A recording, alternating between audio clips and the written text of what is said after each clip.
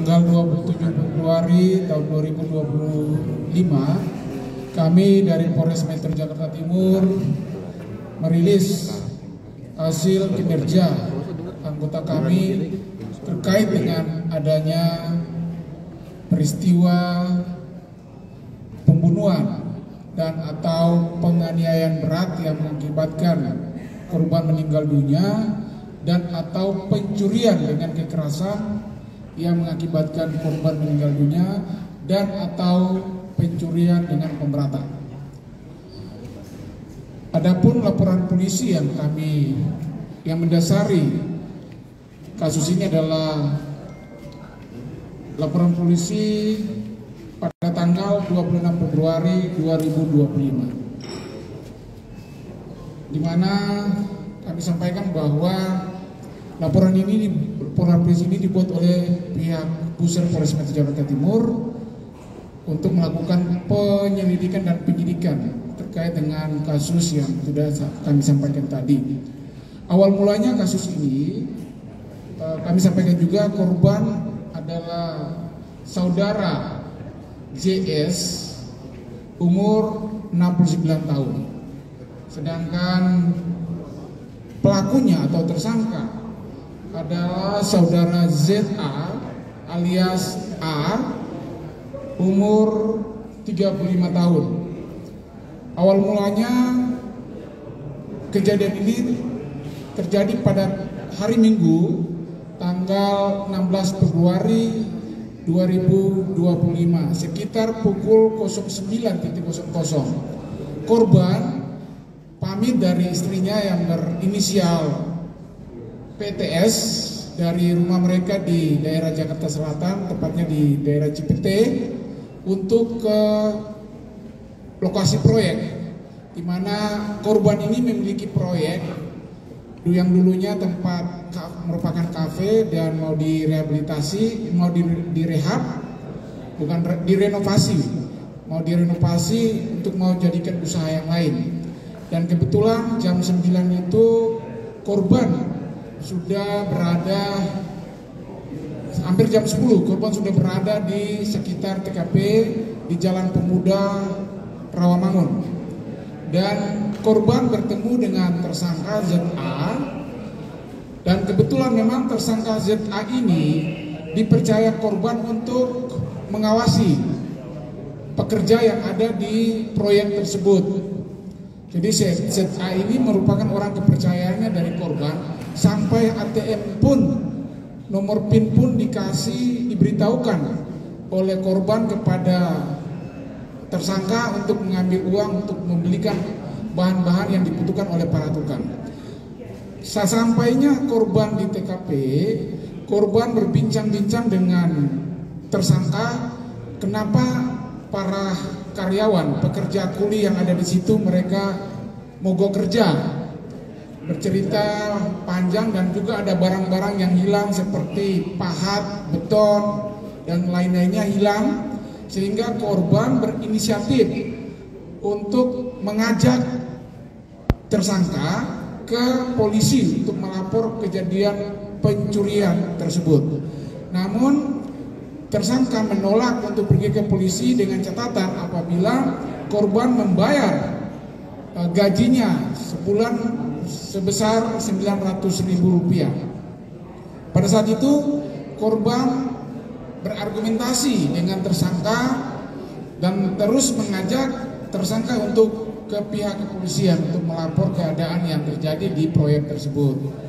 Dan selanjutnya tetap tersangka menolak dan akhirnya korban naik pitam dan menggampar atau memukul tersangka satu kali kena bagian pipinya, dan yang kedua kali mau dipukul ditangkis oleh tersangka dan akhirnya korban terpeleset dan jatuh. Setelah korban ini jatuh, korban berdiri dan mengeluarkan kata-kata kotor kepada tersangka bahwa kamu adalah karyawan saya, kamu lain-lainnya. Sehingga dan korban juga berusaha untuk mau memukul lagi tersangka, dan tersangka berusaha berusaha untuk menghindar dari korban dan akhirnya terjadi dorongan oleh tersangka dan yang menyebabkan korban terjatuh. Setelah korban terjatuh itulah tersangka mengambil batu behel dan menimpa korban dengan beberapa kali di daerah bagian muka dan kepala. Nah, disitulah yang mengakibatkan korban tidak bergerak dari tanggal 16 sekitar jam 10 pagi. Kejadiannya itu tepatnya sekitar jam 10 pagi. Selanjutnya karena korban tidak bergerak, tersangka membiarkan korban dan melakukan aktivitasnya layaknya kuli bangunan dan mengawasi proyek di situ. Mereka berdua sendirian di situ. Selanjutnya sekitar sore hari, tersangka mengecek lagi keberadaan korban apakah masih bernyawa atau tidak. Dan selanjutnya dicek oleh tersangka bahwa korban sudah tidak lagi bernyawa. Dan masih korban membiarkan tersangka di TKP. Pada keesokan harinya tersangka mengecek lagi korban dan selanjutnya menyeret korban ke belakang proyek dan memasukkan korban di bekas saluran air yang di proyek tersebut. Dan tanggal 18 esok harinya lagi, tanggal 18 Februari, korban mau ngecek lagi dan selanjutnya karena sudah 2 hari korban meninggal dunia, tersangka akhirnya melihat ada lalat yang sudah mulai mengerumuni korban. Selanjutnya tersangka menutup korban dengan pasir dan membuat cor, adukan semen, dan selanjutnya mengecor korban. Setelah dicor dan selanjutnya korban menutup lagi dengan bata yang ada di situ dan menutup secara rapi korban pada saat itu. Tanggal 19 selanjutnya tersangka pulang ke rumah orang tuanya yang berada di wilayah Jawa Tengah. Dari tanggal 19 sampai tanggal 24 tersangka berada di rumah orang tuanya. Tapi kami jelaskan juga bahwa pada tanggal 17 itu korban sudah mengambil uang di ATM, bukan korban, tersangka sudah menarik uang tunai dan juga mentransfer uang dari ATM korban ke ATM tersangka. Itu sebesar dia mentransfer 64 juta dan dia menarik tunai sebesar 2.500.000. Itu tanggal 17 sekitar sore hari jam 15.00 dan selanjutnya tanggal 17 itu juga sekitar malam hari 19.00 pelaku menarik uang dari ATM-nya dan uang yang tadi milik korban itu sebesar 10 juta rupiah. Nah, kita kembali pada saat pelaku berada di rumah orang tuanya sampai tanggal 24 Februari, selanjutnya dia kembali ke Jakarta. Dia kembali ke Jakarta seakan-akan dia masih mau melakukan pekerjaannya sebagai kuli bangunan di proyek tersebut. Dan tanggal 25 korban tiba di Jakarta dan tiba di proyek, bersih-bersihkan proyek sebentar. Dan selanjutnya tanggal 26 penyidik Polres Metro Jakarta Timur berkoordinasi dengan pelapor karena pada awalnya pelapor dalam hal ini adalah istri dari korban yang berinisial PTS tadi pada tanggal 23 Februari sudah melapor ke Polres Metro Jakarta Timur terkait dengan hilangnya suaminya. Karena dia merasa bahwa suaminya berangkat dari tanggal 16 sampai tanggal 23 itu tidak ada lagi komunikasi, HP-nya dimatikan sehingga tanggal 23 istrinya ini melapor ke pihak kepolisian Polres Metro Jakarta Timur. Dari tanggal 23 itu penyidik mulai melakukan analisa dan penyelidikan dan menganalisis fakta-fakta yang terjadi. Memang mulai dari CCTV, memang benar tanggal 16 Februari itu sekitar jam 9 sampai jam 10 itu korban datang ke proyek dan selanjutnya tidak terlihat lagi di CCTV korban keluar ataupun meninggalkan dari proyek tersebut. Nah, dari situlah penyidik mulai melakukan analisa dan mencurigai orang yang berada di dalam TKP itu, dan ternyata memang hanya satu orang yang berada di TKP, yaitu tersangka dalam hal ini adalah berinisial ZA.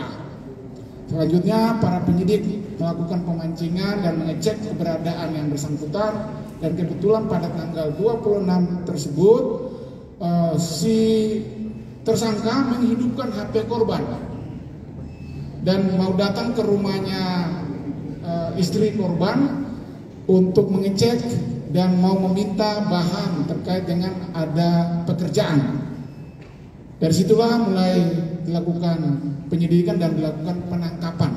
Saat ini korban sudah digali, kami bekerja sama dengan pihak terkait untuk cornya diangkat dan korban ditemukan, dan sekarang ini korban berada di Rumah Sakit Polri untuk dilakukan otopsi. Selanjutnya pasal yang dipersangkakan yaitu pasal 338 KUHP dan atau pasal 351 ayat 3 KUHP dan atau pasal 365 ayat 3 KUHP dan atau pasal 363 KUHP. Ancaman pidananya tertinggi adalah 15 tahun penjara dan terendah adalah 7 tahun penjara. Barang bukti yang dapat kita sita antara lain adalah 1 buah puing batu behel, terus pacul yang digunakan untuk mengaduk semen, juga baju, dan juga handphone serta ATM milik korban, dan juga CCTV yang kami dalam proses penyitaan. Mungkin itu yang dapat kami sampaikan. Mungkin ada pertanyaan dari rekan-rekan sekalian.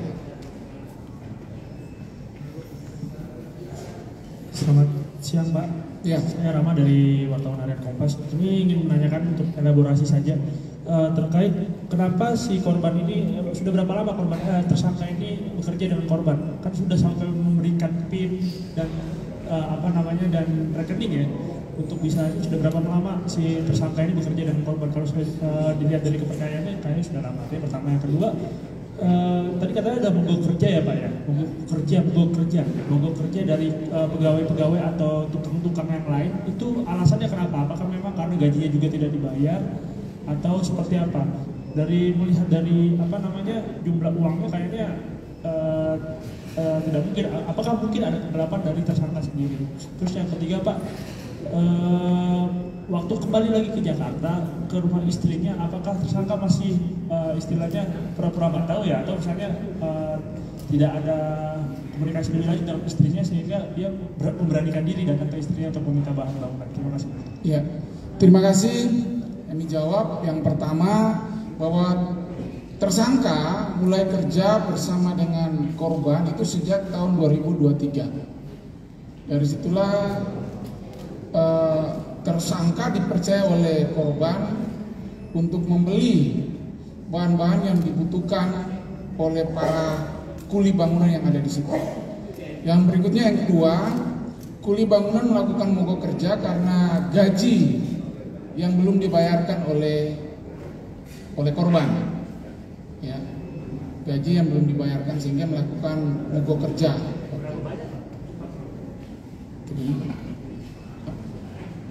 Untuk jumlah kuli bangunan itu masih dalam pengecekan lebih lanjut ya. Berikutnya terkait dengan keberadaan yang bersangkutan ke rumah istri daripada korban, dalam hal ini bahwa dia berpura-pura seakan-akan dia tidak tahu menahu terkait dengan keberadaan suaminya. Ya. keberadaan dari suami daripada istri tersebut atau dalam hal ini korban. Jadi dia berpura-pura dia tidak mau ada kecurigaan dari istri korban. Menghubungi istri korban dengan HP milik korban atau HP milik ZA? Jadi dia datang ke rumah korban untuk mau memperbaiki tower. Seakan-akan dia mau mendatangkan tukang untuk membantu istri korban lah ya, di daerah Cipete seperti itu. Apakah istri korban menanyakan keberadaan suaminya kepada tersangka? Pada saat dia datang, belum sempat korban menanyakan keberadaan suaminya ya pada saat itu, tapi langsung ditangkap oleh pihak kepolisian Polres Metro Jakarta. Iya, ditangkapnya di rumah korban, di rumah istri korban ya, di daerah Cipete. Iya, ada yang mau bertanya? Iya, silakan.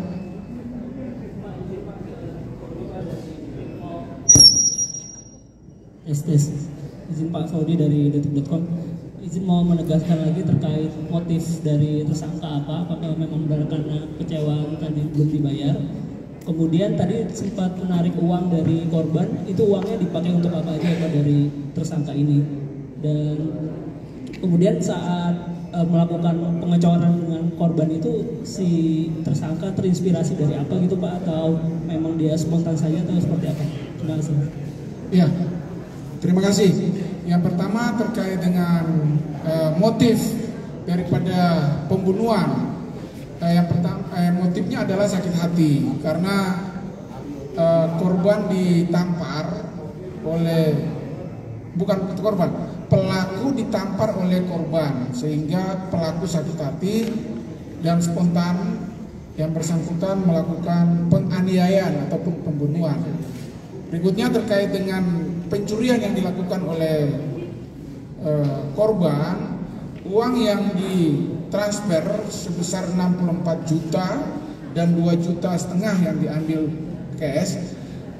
Dan selanjutnya kan sekitar jam 19.00 itu si pelaku juga mengeluarkan uang sebesar 10 juta. Uang itu dipakai untuk keperluan pelaku. Dia pulang ke rumah orang tuanya di daerah Jawa Tengah dan keperluan sehari-hari. Berikutnya terkait dengan apa yang satu terakhir? Terkait dengan tindakan dia mengecor korban itu adalah tindakan spontanitas karena yang korban sudah dikerumuni oleh lalat-lalat. Karena dia sudah pastikan bahwa korban meninggal dunia, dia kan awalnya dia seret dulu dari tanggal 16 itu dia seret, sore hari dia sudah seret ke belakang dan diletakkan di daerah di selokan air, bekas selokan air. Setelah tanggal 18 itulah dia mulai melihat bahwa sudah mulai dikerumuni oleh lalat-lalat sehingga mulai bau, sehingga dia spontanitas dia tutup dengan pasir dan selanjutnya dia membuat adukan cor dan melakukan pengecoran terhadap keberadaan mayat sendiri atau korban itu sendiri. Ada lagi yang bertanyakan Mas? Terima kasih, selamat siang. Saya Rapolo dari media nasional.id. Ini luar biasa nih kinerja Polres Jakarta Timur ya. Pelaporan itu orang hilang tanggal 23 Februari dan tersangka ditangkap tanggal berapa Pak? 26. Itu yang nangkap siapa Pak? Yang nangkap itu siapa? Pihak Polres Metro Jakarta Timur. Langsung atau ada orang lain yang menyerahkan? Tidak. Hasil penyelidikan dan analisa serta ada teknik-teknik penangkapan penyelidikannya dan Polres Metro Jakarta Timur, Pusat Polres Metro Jakarta Timur melakukan penangkapan di keberadaannya di tepat di rumah korban. Di rumah korban ya Pak. Tanggal 26 ya Pak. 3 hari dari laporan orang hilang ya Pak ya? Iya. Baik Pak, berarti kita apresiasi banget kinerja Polri cepat ya dalam menangani kasus ini. Dan ada nggak kemungkinan tersangka lain Pak? Jadi sementara ini masih pendalaman ya, karena sementara yang tertera dan hasil analisa yang di TKP masih terlihat hanya tersangka dan korban di TKP hasil analisa CCTV. Baik, terima kasih Pak. Thank you.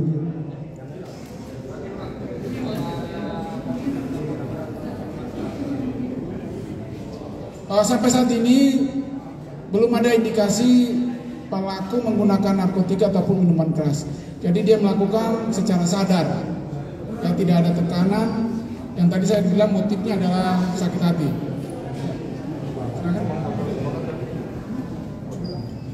Selamat sore, Johan dari faktual.net. Mandan, apakah ada motif lain atau ada pengembangan berikutnya? Apakah sampai saat ini baru motif sakit hati? Berarti kan spontanitas dan nampaknya pelakunya tunggal gitu ya.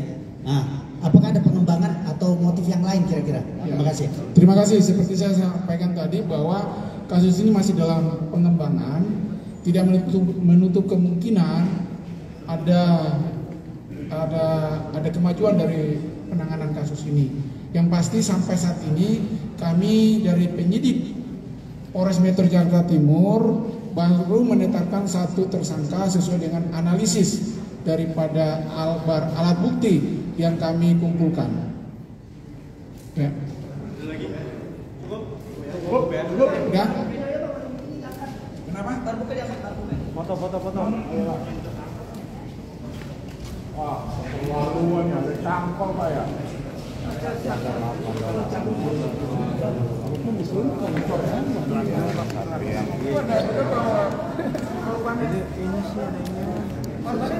Pak, korbannya sedang mau ditaruh Pak.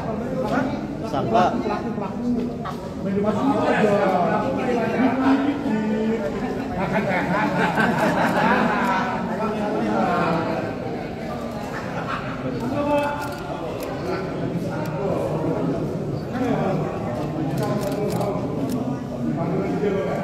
Senyum Pak, senyum. Ini ATM yang digunakan.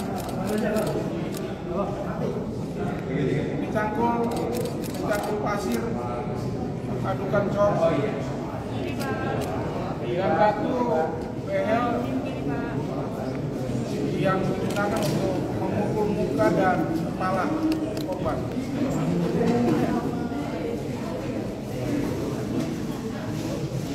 Lalu jadi